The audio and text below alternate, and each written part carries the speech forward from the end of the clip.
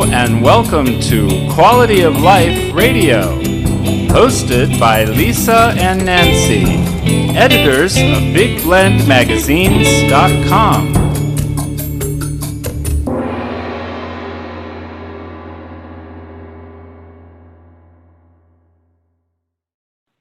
Hey everybody, welcome to Big Blend Radio's Quality of Life show.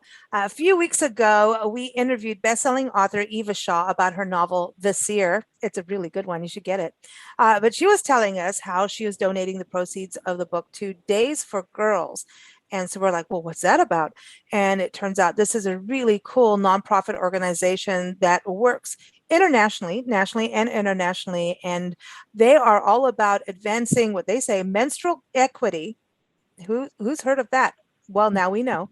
Menstrual equity, health, dignity, and opportunity for all. This is really cool. Their platform is amazing. If you go on their website, daysforgirls.org, you'll see they're all about shattering the stigma of menstruation and transforming periods to pathways. So I was very excited to welcome the founder and CEO, Celeste Mergens. She is the founder. So welcome, Celeste. How are you? Doing so well. So great to be with you today.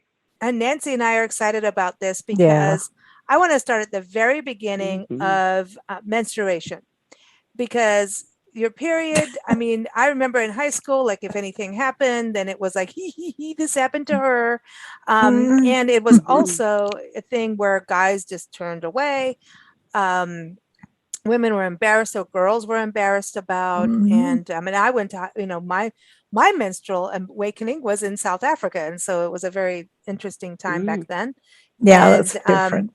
Even trying to go get products, you're like hiding behind your mom thinking everybody understands what mom does, but That not was for the me, worst. That was the so, worst. and more countries are different of belief systems. And, so yeah, tell us a little bit about what started you on this, because I think even now there's a lot of us who are shy to even talk about it, or they're going to use it to say, you're having your period, huh? That's why you're being so crabby. So, right? It really is stigmatized. You can hear that it's a stigma around it. And let's be honest, people would rather talk about diarrhea than menstruation. That's ridiculous. Because diarrhea can be funny and menstruation apparently is not. Apparently we're crabby, and then they, it becomes almost sexist on us in a way. Well, right? it is. Oh, It's totally. It is. It 100% Totally. is. If guys menstruated, there'd be contests over who has the worst cramps. And there definitely is. And all over the world, there's varying degrees of that. And in some places, it's devastating the cost women pay for their periods. And we're not just talking about the expensive period products. No. I didn't think to ask the question, what are women doing for their periods? I was even working in development, helping create more self-sustaining community solutions in Kenya. So water and agriculture and healthcare systems and education. And I never thought to ask. And then I was helping an orphanage. There were 1,400 kids because there had been post-election violence and 500,000 people displaced in 2007 and 8. And that's when Days for Girls started. In helping the orphanage, I was asking the questions we all ask about, is there food, is there water? And it wasn't the reason I was there, but when I passed through town, I would help. And then I learned that they were sitting on pieces of cardboard for days during their period without being able to leave the room and go to class. Yeah. I just gasped when I even heard the question, let alone the answer to it, and knew we needed to change that. So we were able to raise funds for the only solution I knew about at the time, which is single-use disposable products.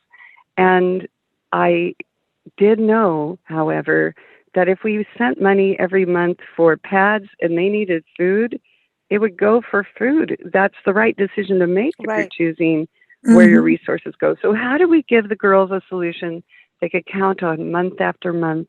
We made the first washable Days for Girls pads. and Cool. and brought them with us, and Mm. also brought education, because when I asked who's teaching them what a period is, they said no one, you can, which at the time was a terrifying thought. I wasn't yet a world expert in this.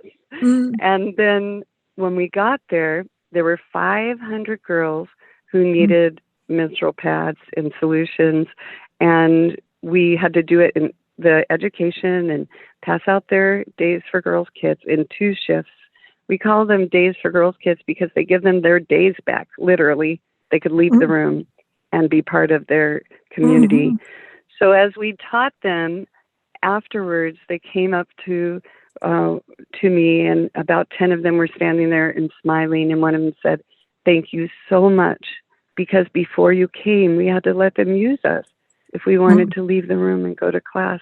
I was hoping that didn't mean what I feared it meant, and it turned out, trigger alert, that they were being sexually exploited in exchange for a single disposable pad. And that for me was the moment Days for Girls was born. You know, we used to live in Kenya, and when we had housekeepers, 70s and 80s, everyone. yes, Late yeah, 70s, 80s, early 80s. one day I look outside and our dogs are all jumping at one of the trees in the backyard, and I look, I'm like, what the heck is hanging from the tree? And there were strips of like a torn up sheet that were covered in blood. That I'm like, what the heck is this?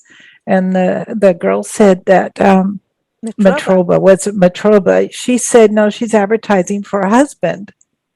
And it took me a long time to figure out, like, what? You know, and I was like, oh, the pennies start to drop. And I'm like, no, you're not doing that. Take them down. And she was so offended. And I'm like, no, take them down. And the dogs were going crazy, and strange men were stopping at the gate and looking over. And I'm like, well, okay, so you're living in Africa and you don't know all the customs. You never think to ask things like that because it's so foreign that oh, by the way, do you hang strips in the trees to advertise for men when you have your period? I would never think to ask that. You never ask. And that is no. And the truth is, in many cultures, as soon as you start your period, you are considered someone able to be married now. Right. And periods are starting earlier and earlier everywhere in the world. Isn't that weird? As young as 8. Yeah. Right? And what's up with that? In places like Malawi. So there's a tradition there, another hard to hear thing. We're starting out with the hard stuff here. They have a tradition that as soon as you start having your period, you're supposed to be dusted off, it's called. And this dusting off is a ritual cleansing to cleanse you because you started your first period. And you're actually exploited because your period has started, putting you at risk of pregnancy and disease because you need to be purified. And one of the highest rates of child marriage. And it starts with that pivotal moment of starting your period. So now imagine if this simple thing that seems so small that we didn't want to talk about, imagine if now you have what you need, so you're not having to go advertise, because often it is, how do I get pads? How do I stay in class? How do I manage and have my days and the strength of my days? Having something you can count on means you've got that managed. These are lasting, we say 2 to 3 years, but we actually just had our first report of 6 years that the kits are lasting. Imagine. Wow.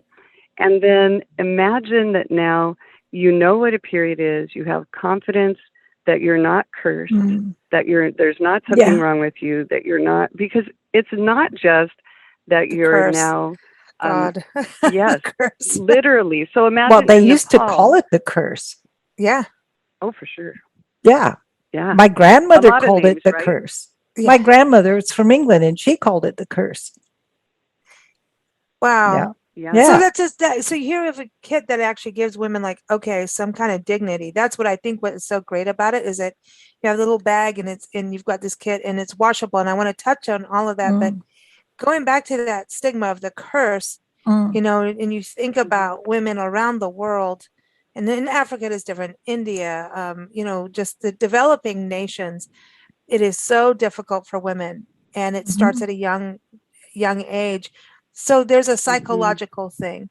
And I think that's something that is important when a nonprofit organization like yours goes in and says, "Hey, we care and we're thinking about women." It gives them this little glimmer of hope and also confidence about being that they are somebody, not just Alone. a piece of Mhm. meat that gets shifted around to be Mm. raped or married off, or because the cultural traditions, I mean, a lot of people want to stick to culture. Oh, this is how we've always done it, but it's not necessarily good for women or for Oh, animals or anything, depending on what we're talking no about. But kidding. in this case, it's not really good for girls and women, and we've got to stand up for women and girls around the world because they're in such serious states and situations, and it just starts at that young age, and it's almost like a brainwashing. And so when an organization like yours comes in with a solution, I want to go through it because it's really cool how you're helping with the kids in Mm.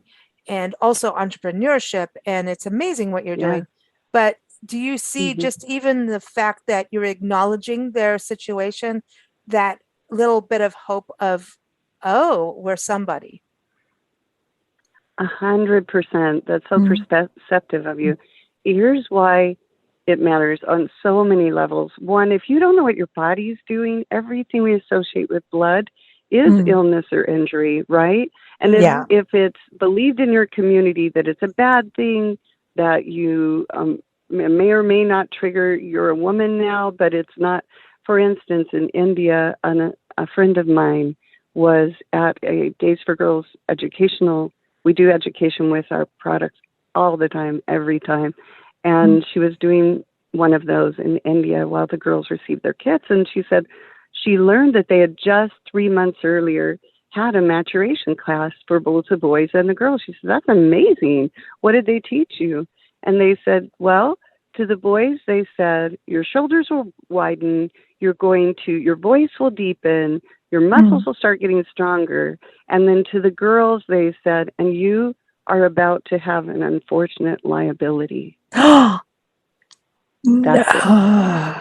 But here's the Yes. thing. This is it. I mean, I even my mother. I'm like, and my grandmother. They're educated people to a point, not overly educated, but not undereducated, and even their ideas of what they thought were, to me now when I look back, I'm like, are you kidding me? Really? You can't go swimming whether or not you're wearing the right Mm-hmm. product. You can't go swimming. Sharks will get you for sharks, dude. Sharks will get you even if you're in a swimming pool. You will sink Mm-hmm. because the water will get into the fibers of the pad and you'll sink even if you're a good swimmer. All these things, and Mm-hmm. oh my gosh, my brothers. I mean, I'm from a family of six, three boys, three girls, and what the boys thought by the teaching of my mother to us. What they were told and what the girls were told were so out there and so outlandish that when I'm going to school and I have science class, they talk about it. There's a little bit of sex education, not as much as there is now, but enough to, if you go to the library, you can read up and you can figure it out for yourself. Was so out there. I'm like, okay. I talked to my grandmother. I'm like, you let my mom think this. And my grandmother she wasn't stupid, but she goes, ladies never talk about it. And you should never talk about it to a man, even Mm-hmm. to the point of don't tell a doctor. And most of the Yeah. doctors were men. It's crazy. Mm-hmm. It's crazy. It is. And it's still here a little bit, which is why having a global movement of saying, what are we afraid of? Without periods, there would be no people. So it Exactly. connects every one of us. There's nothing, this is a natural part of being a healthy woman. This is part of being a person that menstruates as a person with a powerful role on this planet. And Yeah. Exactly. it's natural. So this is really our message to people all over the world. And here's where it gets powerful. We don't just come in with the education. We make sure that they have it and that they're invited to be ambassadors of health in their community, that they're the ones holding the education to keep it going. And I can tell you, I once was in Uganda and asked a woman what it was like for her being part of Days for Girls. You mentioned there's an entrepreneurial part where we teach them to make Days for Girls kits. And it's a business that they have in their community, fulfilling with organizations and those who want to support Days for Girls that can go towards purchasing kits with enterprises all over the world. And this woman, I was asking, how is it going? How has it changed things for you? What's working? What's not working? They are the ambassadors teaching the education. They are the solution providers there. And she said, in this order, people know who I am and they listen to me. My children can eat every day and they can go to school. I was so surprised by that order. But knowing that people aren't looking down at you, but are listening to you, that you get to be a leader and that you get to be a change maker, we are finding is even more important, or at least as important as having the food you need. Knowing that you can be part of the leadership there, wherever you are, and having a voice is a change maker for women. And it's not always granted to them, especially in some of the places that Days for Girls is most needed. Well, so you're talking about the difference between existing and living. There's a big difference. I think so. Right? Isn't that amazing?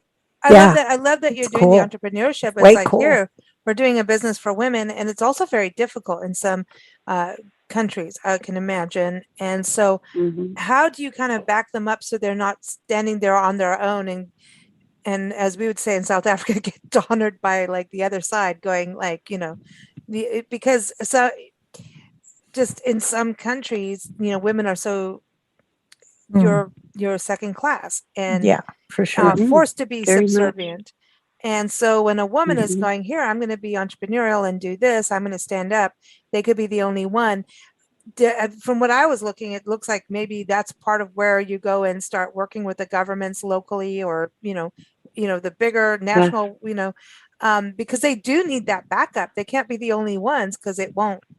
I don't know. It just depends, right? On the woman, it depends on their strength. It really does. Listen, I know that in South Africa, we had the shebeens, and if you wanted liquor after like midnight, you could go to the shebeen, even though it was illegal and it was no, and the women ran them. So I know the women will have an underground network. I do know that. Somehow they will have it. Well, they were better at math. Yeah. They were better at money than the men. Sorry, but it's true. Unaware. I have found women go through so much. They are incredibly resilient and can make things happen. And you're right. I, when this first started, thought of them as Avon ladies, only with menstrual care. But the truth is, we were really asking them to be the chemist to make the pads or the lipstick, if you will, put it in the tube, then go out and sell it, and then remember to retain some so you could make more, right? It was a really difficult formula. So today, there's education about business. There has to be education about confidence in leadership. There has to be education about savings. There has to be education. So it's about how to make them and maintain quality and why quality matters. It really is complex to make sure that all the tools she needs are in place. And Days for Girls volunteers are mentors for enterprises. And we have a leadership team, that's what Days for Girls International is, to coordinate all of the volunteers around the globe who are part of making kits for refugee camps, for instance. This year, over 40,000 for refugees all over the world, making sure the education comes with these and supporting enterprises. Those volunteers, along with the enterprise leaders and the program all over the world, is what Days for Girls International supports. That's amazing. I love this. It's girl power, man. I love it. And I love seeing the photos of faces. Everyone's lit up in their face, that resilience too, of once okay, I got something on my side and something is I can do something, it's so exciting. And I love that you're putting the entrepreneur side in there, because I think when money starts flowing, that's when the other sides start going, oh, maybe I got to look at this. I go back to even when we lived in Kenya, and we moved over there when I was a tiny child, and Nancy's like one suitcase was full of Tampax. Yeah. And I'm like, we have all these things. No, it's Tampax going over. So think about this. The silver bullet story. No, but this is the mid to like end of, I was going to say 77, 78. Oh, that's And funny. she used to take tours over to Kenya. And so whenever, you needed something, if you went in, you had to go into the Indian market and they would pinch your butt and bargain. You had to spend a day bargaining over Tampax, which would cost you a fortune. $35 to $40 a box, unless you bargained. And it was so degrading. Yeah. And they knew you needed it. They knew you needed it. And they used to say, only white women need these. Exactly. And that was so bizarre. And I was like, well, I go and I'm like, okay, well, what are they doing that I'm not doing, And then you'd end up back at the market and you're like, okay, $35 a box.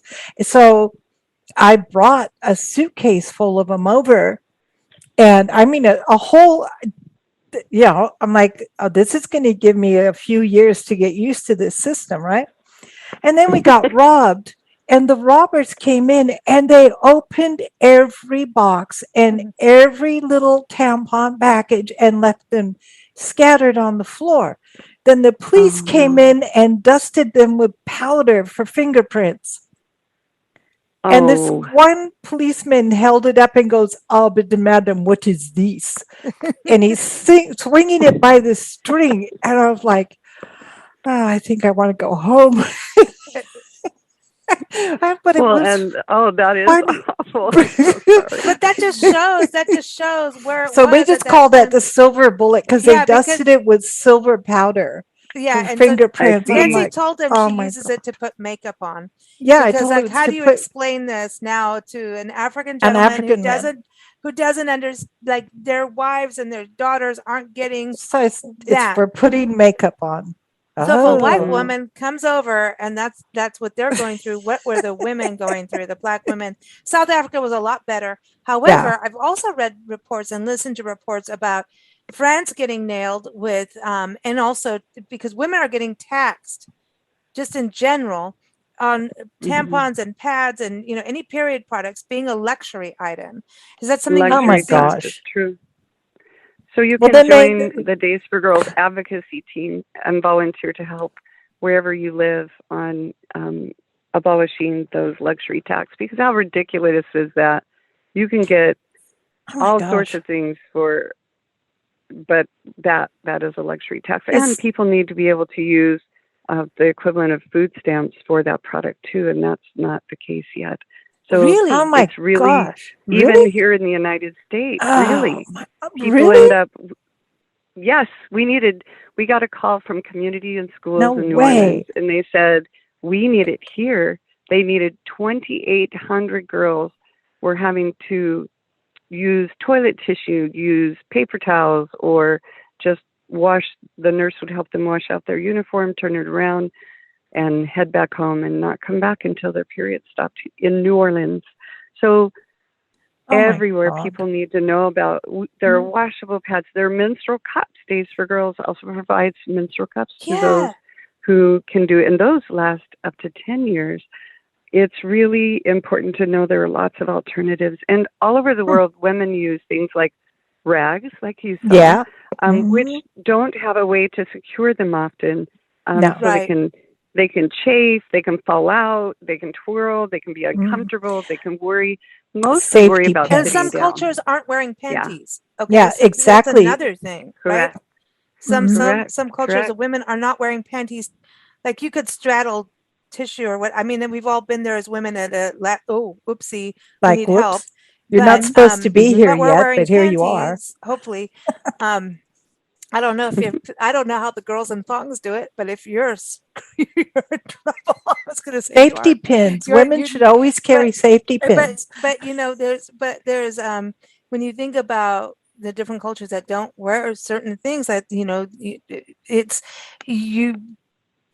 I can only just that's so hard. And so what I'm very fascinated about what you're doing with these pads, because looking at the kit, you do give them panties, you do give them instructions and education, but being washable, I wanted to go into this because I find this very fascinating. Yeah. And I'm going to think that some people immediately are going to go, oh, washable, it won't be sanitary.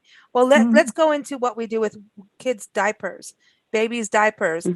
These disposables are not necessarily good for the body and not good for the environment. So I'm very interested in what you're doing in this washable side on that level too, because the more trash that goes out there, and we're talking about trash that really is not necessarily positive for the environment. So this to me looks like and a good often have really harsh chemicals. Right? You're so right, because they have chemicals in them. Yeah. Actually, even from the first, we discovered that the disposable products I had brought that first time when we got there 3.5 weeks later were, there's no place to dispose of them. So they were littered in chain link fences and up on posts and in a pile at the end of the latrines, and the latrines were clogged with them because there is no way. So it becomes in the Philippines, days for girls is very desirable because there's no way, and being able to manage something without all that trash is so desirable. So it is environmentally not chemicals. Some women have reported fewer cramps using washable products. So it's interesting. We all prefer different products, and washables is such a comfortable and viable solution that I'm so grateful for. Wow. We interviewed a Dr. Perlingeri. Dr. Perlingeri. And she was talking about she was a urinologist. Yeah, and she was talking about the chemicals and things, ingredients used to make pads, and half of them were cancer causing. She said tampons, don't be careful. Yeah. Like anything like that, you need to watch out.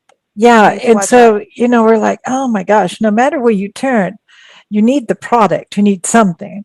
But then, now we're going to manufacture these and they're cancer causing. And then it's like, I think your generation was Tampax was cancer causing. But Nancy, it's crazy to me. We can have all these other products that are not totally necessary, but we want them and we like them. We can make baseball bats, we can make basketballs, we can make all these things. But when it comes to what you actually really need to be healthy, becomes a big, huge problem. So, you're like, okay, so the emphasis on manufacturing, is it because there's a stigma attached to it, or there's not enough money in it? Because I would think that that's a product that women in the world need and will always need, that there's money in it. I don't know. Just trying to figure out why. I'm really glad there are more organic solutions now, and there is more crossing over to using products that last longer and more healthy. I do think that's part of the grazing awareness and our willingness to speak about it more and bring it up. I think the movement of each of us talking about it and seeing what works for us is really important. And also talking about those in the world who have it far worse. Did you know that in Nepal, particularly Western Nepal, women, when they're on their periods, and girls are isolated in sheds or platforms or under the house? Seriously? They're considered that you're untouchable, and that when you're on your period, you'll cause trauma and difficulty and ill fate to your family, that someone could die or the livestock could stop. Do you know how that can affect a girl? A young girl? That's scary for a young girl to Yes, think they have that. exactly. So they literally can die of snake bites or exposures. This is Mhm. Nepal. So you literally can be um, lose your life because you're on your period. And you might think that why does their family let them do this? It's been against the law since 2005. It's been a finable offense since the end of 2018. So why does it go on? But the truth is, if you and I thought something we did could harm our families, no law could keep us from protecting them. They That's right. know there's risk. What they don't know is what a period really is. And so when you give women, you can come in and you can shame them and you can demand that the law make it stop. But the truth is, as soon as something bad happens, it just comes back. If instead you Truth. say, guess what? Without periods, there would be no people. Your body is amazing. And here's something you can manage it with. I've actually sat with several Hindi pundits and leaders in a place that has chapati. This is what the practice is called. And as we sat there, we were able to say, what if you kept your rich tradition, but instead of isolating them, you ritually cleanse this pad? Could that work for you? And as we taught the education, this is what we will teach. Many in the room were learning it for the first time. Like, this is what a period is. This is what we're going to teach. And then they approved it for like a half hour, went on, yes, this is how we could do it instead. And then the women went and had women's circles to invite people to learn what a period is, to make a new decision and practice Chopati in another way. And Days for Girls has reached just under 20,000 women and girls, freeing them from the sheds in just the last few years. And that's the power of a good solution, community driven, and breaking the chain of stigma that just is attached to what you've been sharing, that if we don't know better, we can't do better. Yeah. And we're a generation that is learning to take menstruation on, and there will be a day that there won't be the stigma around our planet. And that's what we're working for.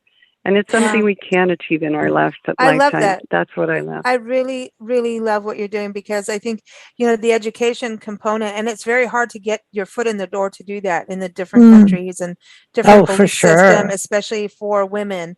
And I think what you're doing is amazing, because it does take, it's just not an, oh, everybody hears the law, let's abide by it. It's the same thing with climate change.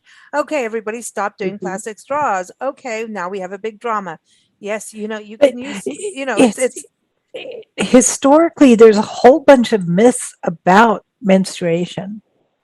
You know, going back to the 1400s, 1500s, and you know, because men were in control back then, and it was something they couldn't understand or explain, and I think it scared them.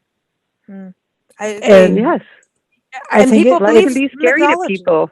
Yeah, and so there's a whole lot of myths of what happens if you touch the blood, and this happens, that.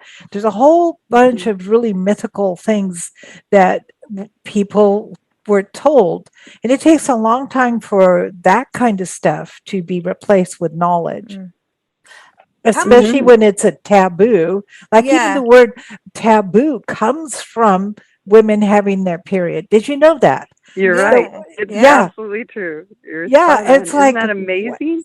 I really. It's crazy. Nancy got all stuck in this the other day. She's Well, all I like, know, because did you know? And I'm like, dude, this sucks. I know, it's like, Right? that's taboo. Oh, you're having your period. I know. It's like, oh, that's happening down there. Really? I have a taboo. It sounds like we're having a whole orchestra going on. But, you know, I wanted to ask, how many countries are you in now? And how can we all help? Some, I know a lot of people can donate, and, you know, but just actually the education, where can we begin? Even just as someone who's listening now going, I had no idea. Like, even maybe in a situation right now that, you know, they could be at this. Listen, we travel the country full time, and I'm going to guarantee you there is a huge part of this country that doesn't have the help they need, the women.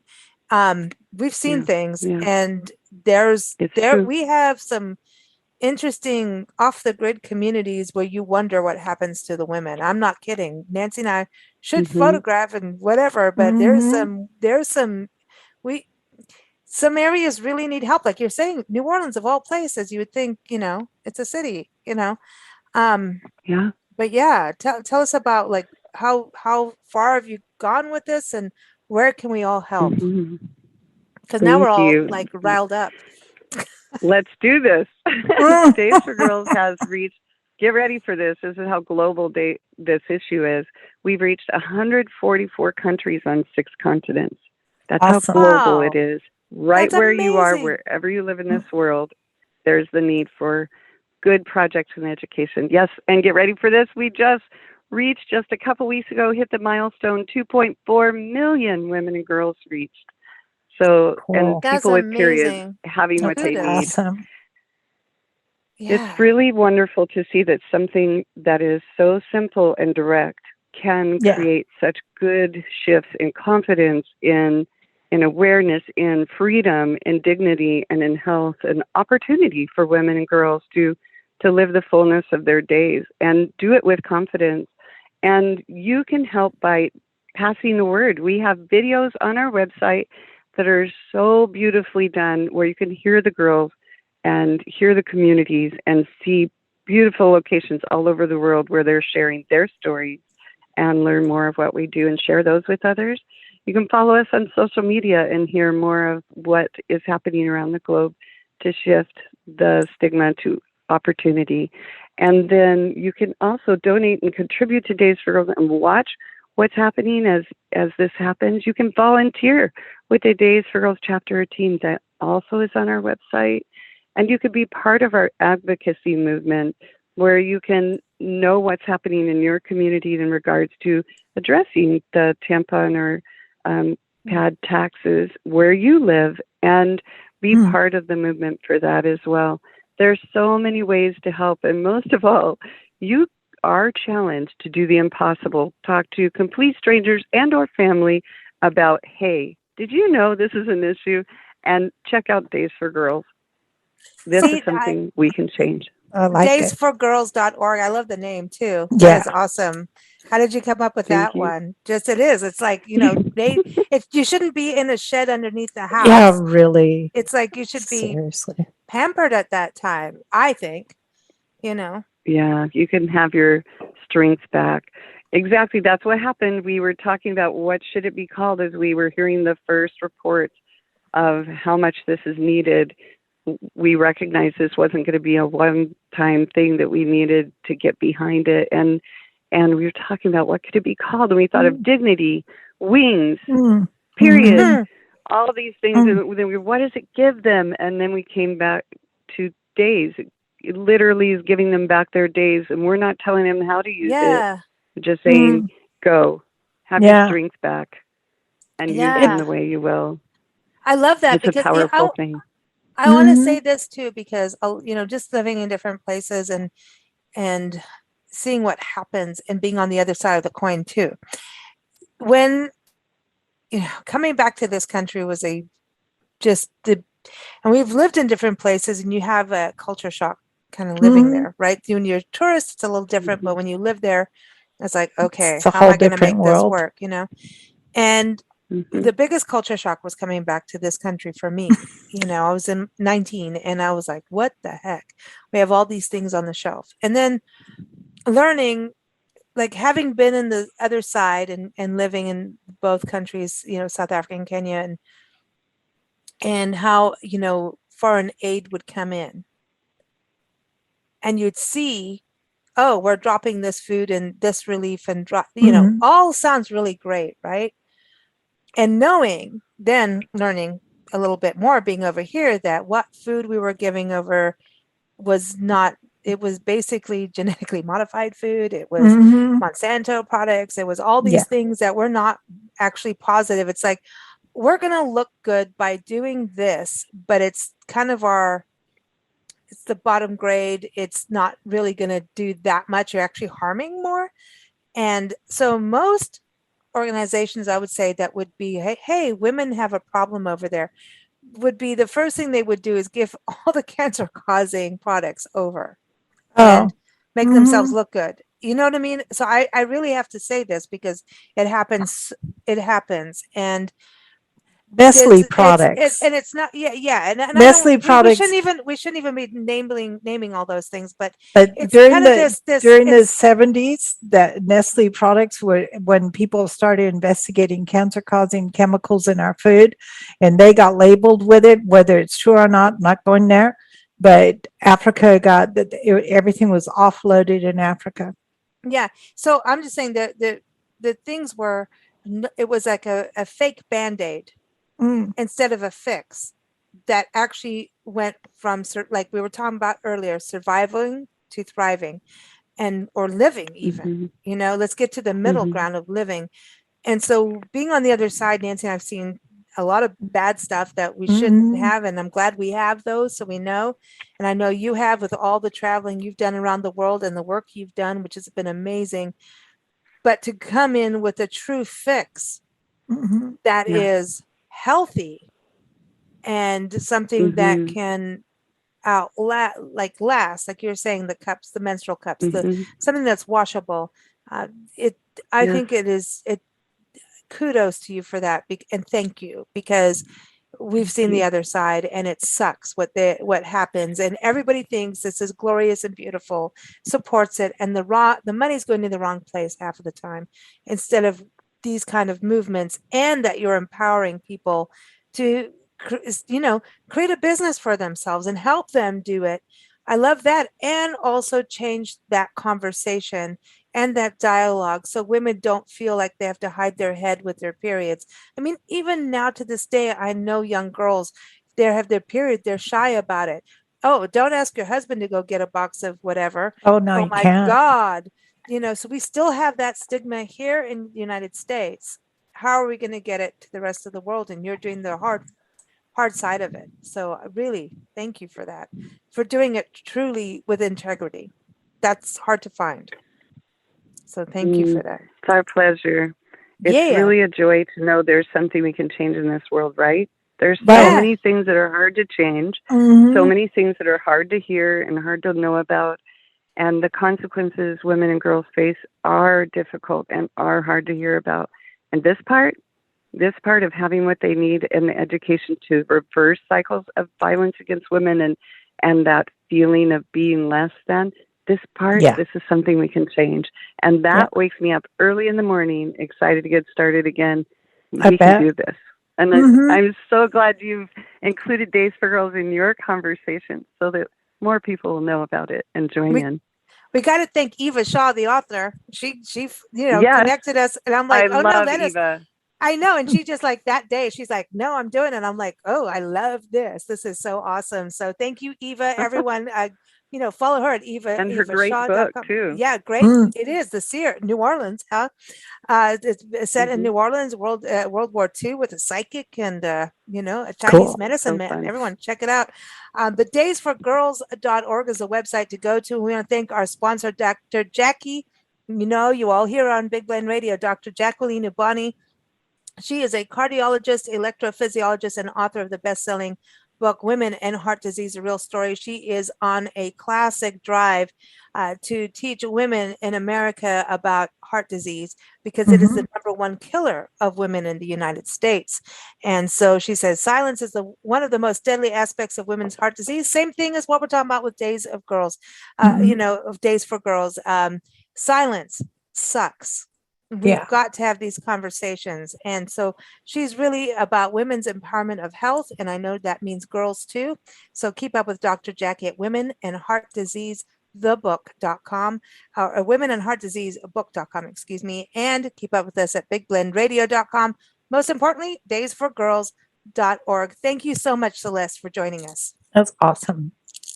My pleasure.